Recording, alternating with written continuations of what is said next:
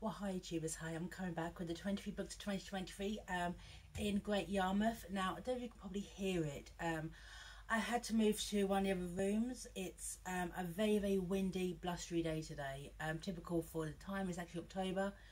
And so also there will be some tremors on the tripod because it's just the way this place is. However, I will try to stabilise it. I'm sorry for any motion as you watch this. It's you know, there's other place to record, okay, apart from the bedrooms, but you know, it's a place in the corner and it's blustery, so hey. Anyway, book review time. So Susan Hill, The Woman in Black, got this in a charity shop a few days ago to get my reading whilst I've been down here. So The Woman in Black by Susan Hill. I have seen the play. I saw the play first many years ago when I was with the school of all things, and I've read this book before, and also I've seen a film with Daniel Radcliffe, and I wasn't particularly that impressed, but it's a very difficult kind of medium to actually translate into a film in the first place, or even a play. The play is two guys on stage talking, and the atmosphere, and it's incredible, okay? And I won't spoil the play. Go and see the play if you have a chance to actually see the play. Okay, let me read the blurb. Woman in Black by Susan Hill. Proud and solitary, Eel Marsh House surveys the windswept reaches of the salt marshes beyond Dying Lives Causeway. When Arthur Kipps, a junior solicitor, is summoned to attend the funeral of Mrs Alice Drablow, the house's sole inhabitant, he has no inkling of the tragic secrets hidden beneath the shuttered windows. It's not until he glimpses a wasted young woman dressed all in black at the funeral that a creeping sense of unease begins to take hold. Unease which is deepened by the reluctance of the locals to talk of the woman in black and her terrible purpose. Okay, now it's set all in flashback. What's happened is it's Christmas time. Arthur is with his step family, his second wife, and they're all telling ghost stories. And they say, oh, stepfather, tell us a story. And he bails from that, he leaves the room. And he then sits down to actually write this. And it's interesting as well because this is a gothic novel flashback. Okay, so you're never really sure which is real or not. What is Arthur's kind of exaggeration of the facts, or what is the facts, which gives a kind of beautiful ambiguity as well. Now, I will be spoiling this. Now, also illegitimacy is touched upon in this. Now, illegitimacy, especially for the time period, because it's set in a Victorian kind of style, but it's written a few decades later. But the Victorian theme kind of runs through this. Illegitimacy in the Victorian period was a really big scandal, and there's this bit here kind of touches upon that within Arthur's own family. I caught this, okay? This is when he's describing his stepfamily. Right. This is his youngest stepson, okay? Right. The youngest, here we go. The youngest of the Ainsleys, Emma, sat a little apart, separated themselves as it was his wont, a little distance from every other person, not out of unfriendliness or sullen temper, but of innate fastidiousness and reserve, a desire to be somewhat private. Okay? Which had always singled him out from the rest of Esme as his wife's family, just as he was unlike the others in looks. Being pale and long-nosed, with a hair extraordinary blackness and blue-eyed, Eden was then 15. I knew him in the least well enough to find him securely, yet uneasy in his presence, yet perhaps in a strange way loved him more deeply than any. It's kind of a hint as well, okay, that Edmund, due to the fact, okay, looks nothing like the rest of his family, may also be, well, not illegitimate, okay, because his father would have, you know, but he may not be his father's son. So I kind of like that kind of little hint to that. He loves him the most because deep down he knows that he is not his biological father's son. And I kind of like that little touch. He loves him the most for that. That's a nice little touch. What has happened with the woman in black has totally warped and totally changed Arthur's perspective on what is right or traditional. Okay? And so flashes back to Arthur, early 20s, he's engaged to Stella, he's doing very well for himself, okay? He's had a private education, the best that money can buy, and now he's going to become a solicitor, okay? Right. This bit here. Right. Have you heard of Nine Lives Causeway? No, never. Ever heard Eel Marsh in? And there's this bit here which I thought was quite clever. This is very kind of Jane Austen, okay? Shire, Winchester, Hampshire, who knows, okay? No, sir, nor I suppose ever visit the country at all. I'm afraid not. Living there, Miss Bentley thoughtfully, anyone might become rum. I have a hazy idea where it is. So he's sent off to this place, to this Nine Lives Causeway, okay, for this funeral. But the best part is, this is a book which is written in a Victorian style, and it acknowledges the fact it's written in a Victorian style. I thought it was very, very clever how this is done, okay? Right, this bit here, okay, all of his perspective. The business was beginning to sound like something from a Victorian novel, with a reclusive old woman having hidden a lot of ancient documents in the depths of a cluttered house. It's clever. It's acknowledging the fact this is a Victorian Gothic horror story. The writing in this is very, very clever. It was written in the 1980s. I thought what Susan Hill has done is create this beautiful sense of otherworldly atmosphere within it. Okay, all told from the perspective of Arthur. Okay, and of course it acknowledges that Arthur is a Londoner, as am I. Okay, and the fact that due to the fact that he is a Londoner, he feels superior. Okay, he in his arrogance, and Arthur is at this point very, very arrogant. He tempers later on from the original acknowledgement at the beginning. He is tempered by this, okay, but at the time he's young, brash and arrogant, and he thinks he can solve all this, okay. Right, absolutely love this bit. Sorry, Justin. Right, I must confess I had the Londoner sense of superiority in these days, the half-formed belief that countrymen, and particularly those who inhabited the remote corners of our island, are more suspicious, more gullible, more slow-witted, unsophisticated and primitive than we cosmopolitans. It acknowledges it. He's come in to sort this out. He doesn't believe in this curse, okay, but then at the funeral, okay, he sees the woman in black standing there. She's wearing a bonnet, she's all cloaked, she's all withered, she's wearing style that went out of fashion years ago. And there's this bit here which shows the control she has over the people, okay. Here we go. Children. Now, a school next to a graveyard, that's not uncommon, okay, because a lot of the time schools were done in like church houses for the poor, okay, but this bit here captures it. Lined up along the iron railings that surrounded the small asphalt yard of the school were 20 or so children, one to a gap. They presented a row of pale, solemn faces with great round eyes that had watched who knew how much of the mournful proceedings, and little hands held the railings tight, and they were all quite silent, quite motionless.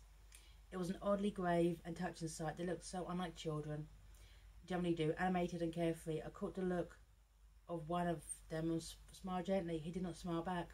Okay, the children are watching because, you know, the Drablow legacy is ended, and they've all seen themselves the woman in black.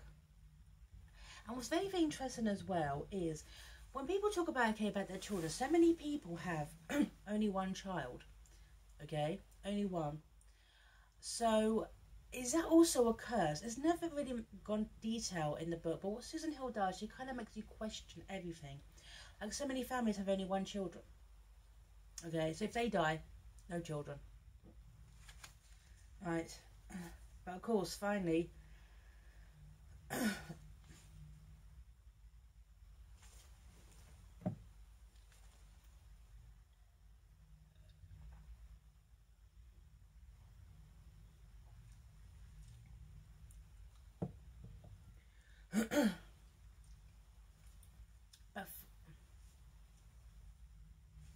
but finally, you see the woman in black. So it's hard again. 3, 2, 1. But of course, finally, you see the woman in black herself. Okay, and the way she's described is so out of a Dickensian drama. I mean, Charles can be proud of this. Okay, this is very, in a way, the ghost of Christmas. This is very much the ghost of Christmas future. Right. I stared at her, stared into my eyes ached in their sockets, stared at in surprise and bewilderment. Now I saw a face to wear an expression. It was one I only describe, and the words seemed hopeless, inadequate to express what I saw. As a desperate yearning malevolence, as if it was though she was searching for something, and she wanted, needed, must have, more than life itself, at which had been taken from her, as the woman in black. a spectre, a ghost, okay? But yeah, the touch of the gothic running through this is absolutely extraordinary. I absolutely love this book. So, but Arthur is still kind of caught up in his both London arrogance, his superior sensibilities. It can't be a ghost. And even when he acknowledges the fact that this is a ghost story, he is trapped in a ghost story, he still denies it to the world around him. Obviously, for the time period, he doesn't want to think of it as insane, but he can't. One minute he jumps from, I believe in this ghost, I'm surrounded by ghosts, but I don't believe in ghosts. It's wonderful. Even though the evidence is there, his superior sense of London's superiority can't really truly acknowledge. No. Okay. It's for here. This is when he acknowledges it's a ghost. It's like, yeah, this page 99 Arthur took you long enough. I have no doubt at all that she was what people call a ghost, that she was not real, living, breathing human being. Well, she did me no harm. Okay, Arthur. Okay. She neither spoke nor came near me. I did not like her look, and I liked the power that seemed to emanate from her towards me even less. But I convinced myself that it is a power that cannot do more than make me feel afraid. If I go there and see her again, I am prepared. He's prepared. He is not prepared. So he talks to this kind of associate of his, gets a dog called Spider, okay? And you find out the secret of the woman in black, okay? Janet. Now, Janet, the one thing I love about this book is there's a limit to what sympathy you feel for Janet. Her terrible, terrible circumstances that kind of led her to being in this situation, okay? Right. Here we go. This is a story of Janet, and it's all told through letters, okay, 6 years before the event. Right. The writer, a young woman, apparently a relative of Mrs Drablow, was unmarried and with child. At first she was sent to living at home with her parents, later she was sent away. Scarcely any mention was made of the child's father, except for a couple of references to P. P want to come back here, and I think P was sent abroad. In Scotland, a son was born to her, and she wrote of him at once with a desperate clinging affection. For a few months, the letters ceased, but when they began again, it was first in passionate outrage and protest, later in quite resigned bitterness. Pressure was being exerted upon her to give up the child for adoption. She refused, saying over and over again that they would never be parted. He is mine. Why should I not have what is mine? He should not go to strangers. I should kill us both before I let him go. Then the tone changed. What else can I do? I'm quite helpless. If you and M, my husband, are to have him, I shall mind it less. Okay, but then I suppose it must be. Okay, but love him, take care of him as your own. But he is mine, mine. He can never be yours. Oh, forgive me. I think my heart will break, J. Okay.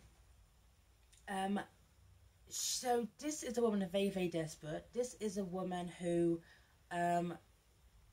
talks of her, especially for the time period, okay, a woman even talking about their mental health was very, very unusual. Normally, okay, they'd be put in asylums, okay. She's talking, okay, about I will kill him before I will let anyone have him, okay. This blind devotion to her son, okay, she's desperate, but at the same time, you can see within this section here, her mental health is degrading, despite that.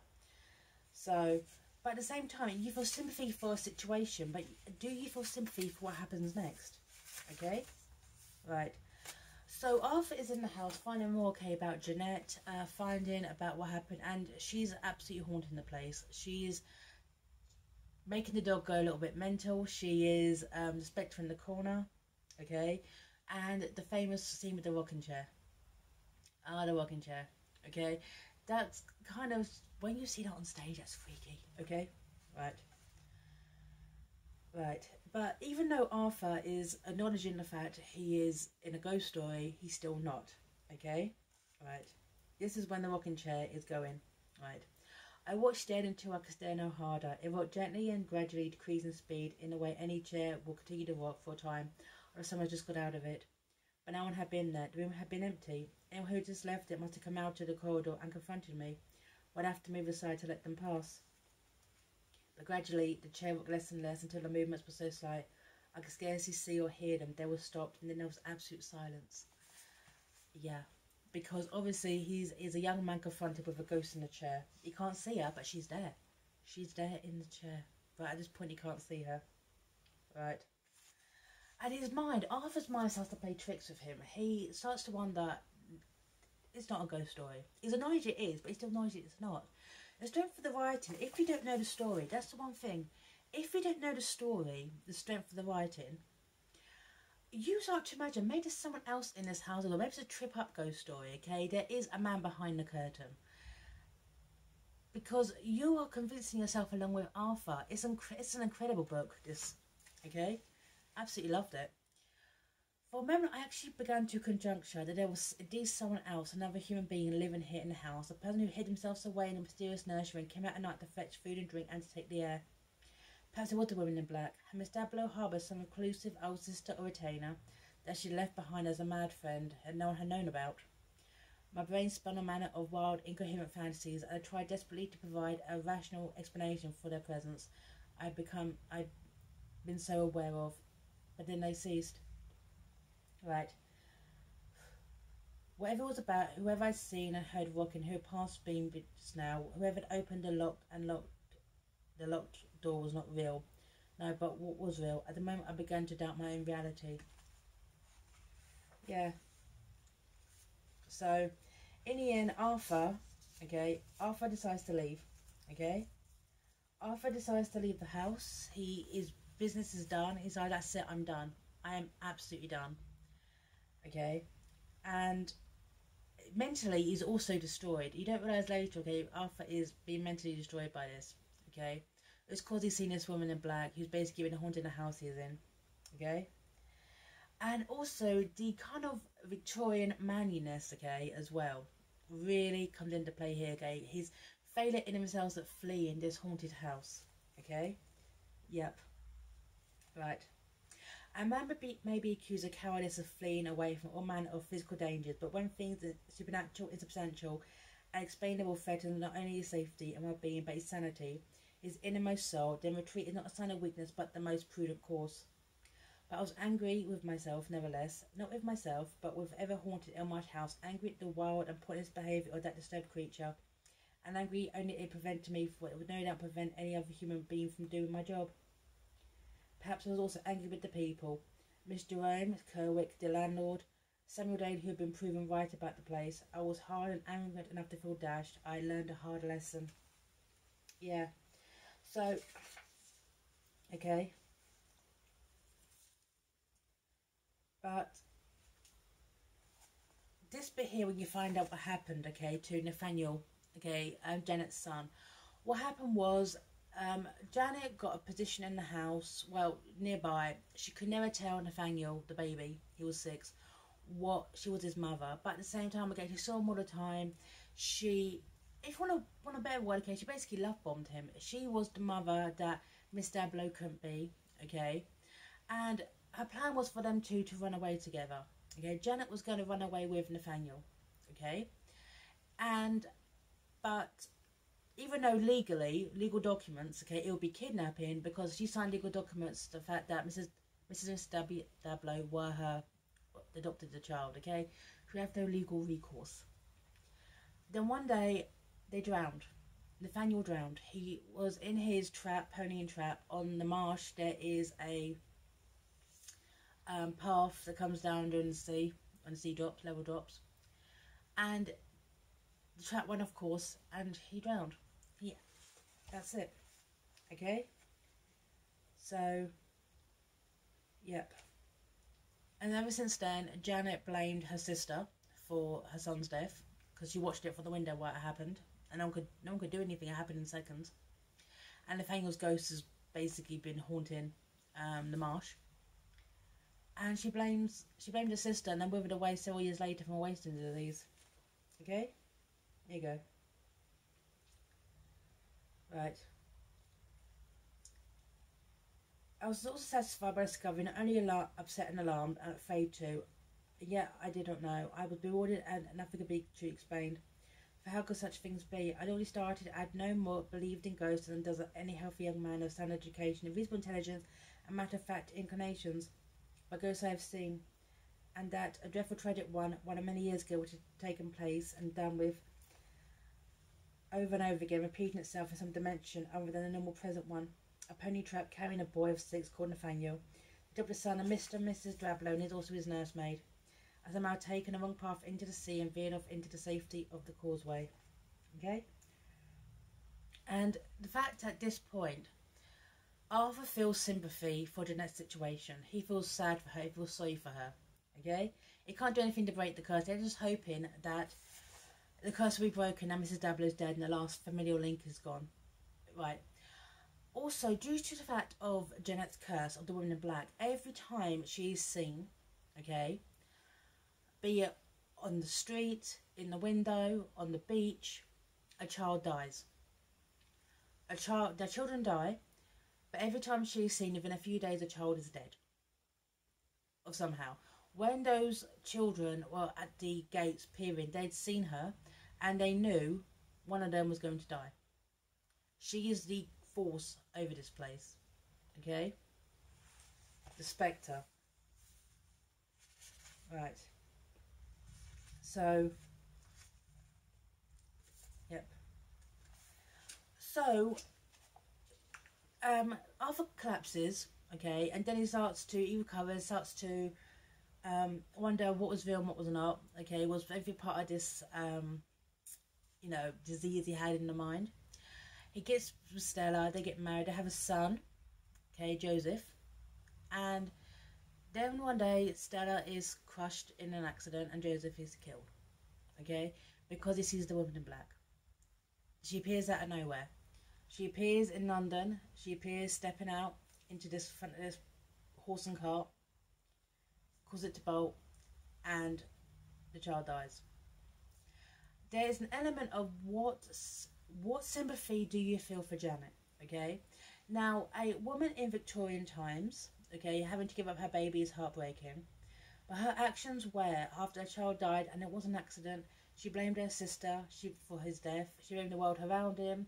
After her death of her wasting disease, okay, she came back to haunt the villagers because if I can't have a child, no one can.